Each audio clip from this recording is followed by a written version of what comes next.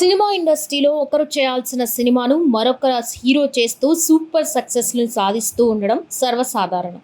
ఇప్పటివరకు చాలామంది హీరోలు అలా సినిమాలని చేసి సక్సెస్ని సాధించిన వారే కావడం విశేషం. ఇక ఏది ఏమైనా కూడా బాలయ్య బాబు లాంటి స్టార్ హీరో చేయాల్సిన ఒక సినిమాని మోహన్ బాబు చేసి సూపర్ సక్సెస్ని సాధించాడనే విషయం మనలో చాలామందికి తెలియదు. మోహన్ బాబు ఫ్లాప్లతో సతమతమవుతున్న క్రమంలో మలయాళంలో సూపర్ హిట్ అయిన చిత్రం సినిమాకి రీమేక్గా అల్లుడు గారు అనే సినిమాని చేశాడు. మలయాళంలో మోహన్ లాల్ చాలా బాగా నటించి మెప్పించారు. తెలుగులో మోహన్ బాబు చాలా అద్భుతమైన నటనని కనబరిచారు. రాఘవేంద్రరావు దర్శకత్వంలో తెరకెక్కిన ఈ సినిమా భారీ రికార్డులని కొల్లగొడుతూ ముందుకు దూసుకెళ్లింది. మోహన్ బాబు అప్పటి వరకు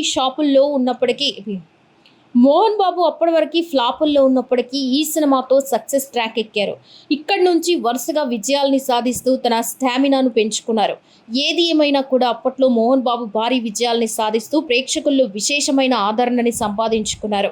కాబట్టి ఆయన ఈ రోజుకి భారీ గుర్తింపును సంపాదించుకొని ముందుకు దూసుకెళ్తున్నారు.